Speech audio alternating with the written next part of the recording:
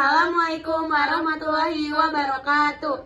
Perkenalkan, nama saya Sandra Dwi Ramadhani. Perkenalkan, nama saya Nanda Novelia Ailestari. Berdiri kami di sini, kami ingin menjelaskan tentang periodisasi perkembangan demokrasi Pancasila di Indonesia.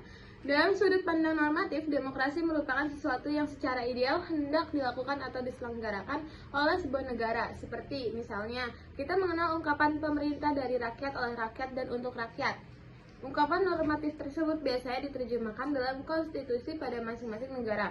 Misalnya dalam Undang-Undang Dasar Negara Republik Indonesia tahun 1945 bagi pemerintahan Republik Indonesia. Yang pertama, pelaksanaan demokrasi pada periode 1945 sampai 1949. Pada periode ini, yang pertama, pelaksanaan demokrasi pada periode 1945 sampai 1949. Pada periode ini, Indonesia menerapkan demokrasi liberal dengan sistem parlementer. Sistem ini berlaku sejak tahun 1945 hingga 1959. Demokrasi liberal dengan sistem parlementer menganut sistem multipartai. Sistem ini berlaku setelah dikeluarkannya Maklumat Wakil Presiden nomor 10 pada tanggal 16 Oktober 1945. Pada masa pemerintahan Revolusi Kemerdekaan tahun 1945 sampai 1949 ini, pelaksanaan demokrasi masih sebatas pada fungsi pers yang mendukung kemerdekaan. Pada masa ini, elemen-elemen demokrasi yang lain belum bisa terwujud karena kondisi dan situasi yang belum memungkinkan. Hak ini terjadi karena pemerintah dan rakyat masih harus mencurahkan tenaganya untuk mempertahankan kemerdekaan dan kedaulatan negara. Pada periode ini diletakkan beberapa hal yang menjadi dasar dari perkembangan demokrasi Indonesia. Berikut beberapa hal mendasar tersebut, yaitu yang pertama, Komite Nasional Indonesia Pusat atau KNIP ikut menetapkan garis-garis besar haluan negara bersama Presiden atau bandingkan dengan pasal 3 Undang-Undang Dasar 1945. Yang kedua, KNIP menetapkan undang-undang bersama Presiden bandingkan dengan pasal 5 ayat 1 dan pasal 20 ayat 1 Undang-Undang Dasar 1945. Yang ketiga, tugas sehari-hari KNIP dilaksanakan oleh Badan Pekerja atau BP yang bertanggung jawab kepada KNIP.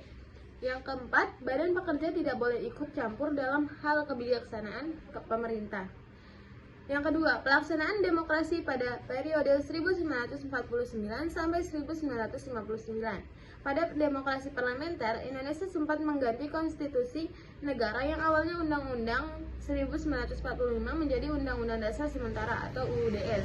Hal ini karena kesepakatan konferensi meja bundar sehingga mengubah negara kesatuan Indonesia menjadi serikat dan perubahan sistem pemerintahan dan dari presidensial menjadi parlementer.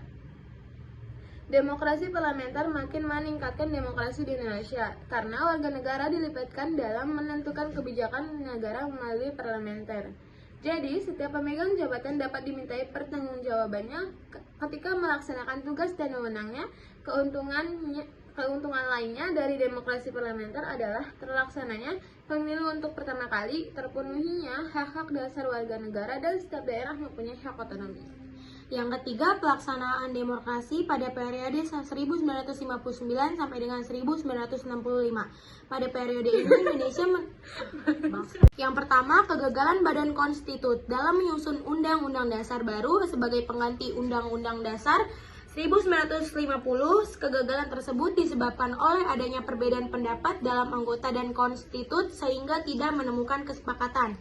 Yang kedua, Presiden I.R. Soekarno mengeluarkan Dekret Presiden 5 Juli 1959 untuk menyelamatkan negara yang saat itu berada dalam kondisi genting. Yang ketiga, munculnya gerakan separatis sehingga menyebabkan ketidakstabilan politik luar negeri. Yang keempat, pergantinya kabinet yang terlalu sering pada masa demokrasi liberal. Hal ini menyebabkan rakyat tidak dipercayai lagi kepada pemerintah karena berbagai program kerja dari setiap kabinet tidak terrealisasikan. Yang kelima, munculnya persaingan tidak sehat dalam bidang politik pada masa demokrasi liberal yang mengakibatkan terjadinya ketidakstabilan politik dan disintegrasi bangsa. Pada periode demokrasi terpimpin, banyak terjadinya penyimpangan. Salah satunya adalah dalam hal perundang-undangan. Misalnya, pengangkatan Presiden Soekarno sebagai presiden seumur hidup dalam sidang umum MPRS tahun 1963. Selain itu, pemerintah juga mendirikan badan-badan ekstra konstitual seperti Front Nasional, namun keberadaannya malah disalahgunakan oleh pihak komunis. Bentuk penyimpangan pada periode ini yaitu yang pertama, dalam bidang politik, partai politik dan pers yang akan menyimpang tidak dibenarkan dan ditutup. Yang kedua, dalam bidang ekonomi, adanya politik mercusuar dalam hal hubungan luar negeri dan perekonomian dalam negeri. Politik mercusuar adalah politik yang dijalankan oleh Presiden Soekarno untuk menjadikan Indonesia sebagai kekuatan baru di dunia. Politik mercusuar dan keadaan perekonomian dalam negeri yang tidak stabil menyebabkan runtuhnya demokrasi terpimpin. Pada masa ini, negara Indonesia menganut sistem demokrasi parlementer yang dimana perwujudannya tidak dapat kita temukan dalam kehidupan politik Indonesia, yaitu yang pertama, adanya lembaga perwakilan rakyat. Yang kedua, adanya akuntabilitas pemenang jabatan dan politik yang sangat tinggi. Yang ketiga, perkembangan kehidupan kepartaian yang sangat besar. Yang keempat, melaksanakan pemilihan umum serta demokrasi tahun 1955. Yang kelima, masyarakat bisa merasakan hak-hak dasar tanpa dikurangin sedikit pun. Yang keenam, adanya perolehan otonomi daerah yang cukup luas dengan asas desentralisasi. Yang keempat, pelaksanaan demokrasi pada periode 1966 sampai dengan 1998. Perkembangan demokrasi di Indonesia selanjutnya yaitu muncul demokrasi Pancasila pasca runtuhnya demokrasi terpimpin. Di masa ini Indonesia menerapkan demokrasi Pancasila dengan sistem presidensial yang berlangsung pada Orde Baru, yaitu tahun 1966 sampai dengan 1998. Pada masa Orde Baru dibuat perumusan baru tentang demokrasi Pancasila, adapun berikut perumusannya. Yang pertama, demokrasi dalam bidang politik pada hakikatnya adalah menegakkan kembali asas-asas negara hukum dan kepastian hukum. Yang kedua, demokrasi dalam bidang ekonomi pada hakikatnya adalah kehidupan yang layak bagi semua warga negara. Yang ketiga, demokrasi dalam bidang hukum pada hakikatnya adalah pengakuan dan perlindungan hak asasi manusia serta peradilan yang bebas dan tidak memihak. Di masa demokrasi, Pancasila terjadi beberapa penyimpangan. Yang pertama, adanya pembatasan hak-hak politik rakyat. Yang kedua, terjadinya pemutusan kekuasaan di tangan presiden. Yang ketiga, penyelenggaraan pemilu yang tidak demokratis. Dan yang keempat, terjadinya korupsi, kolusi, dan nepotisme. Setelah 32 tahun, Orde Baru runtuh oleh gerakan mahasiswa dan rakyat yang dikenal dengan sebutan reformasi.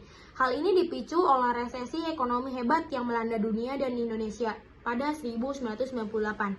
Presiden Soeharto dan rezimnya pun tumbang dan berganti menjadi era reformasi. Era reformasi menjadi suatu era yang diharapkan dapat membawa kehidupan demokrasi dan masyarakat Indonesia ke arah yang lebih baik, bermartabat, dan bersejahtera. Yang terakhir ada pelaksanaan demokrasi pada periode 1998 sampai dengan sekarang. Sampai sekarang, Indonesia akhirnya menggunakan sistem pemerintahan demokrasi reformasi. Pada periode ini, Indonesia menerapkan demokrasi Pancasila dengan sistem presidensial. Reformasi menandai runtuhnya masa Orde Baru dan menjadi tahap awal bagi perkembangan demokrasi di Indonesia. Dilantiknya Presiden Habibie menggantikan Soeharto dianggap sebagai presiden yang akan memulai langkah-langkah demokratisasi dalam era reformasi. Adapun langkah yang dilakukan pemerintah Habibie adalah mempersiapkan pemilu dan melakukan beberapa langkah penting dalam demokratisasi. Di masa ini berlangsung pemilihan umum seperti di tahun 1994, 2004, 2009, 2014, 2019, dan selanjutnya di tahun 2024. Pemilihan presiden mulai dilakukan secara langsung pada tahun 2004, sedangkan pemilihan kepala daerah dimulai pada tahun 2005. Itu dia video yang kita buat untuk menjelaskan periodisasi perkembangan demokrasi Pancasila di Indonesia. Terima kasih, kurang lebihnya mohon maaf. Wassalamualaikum warahmatullahi wabarakatuh.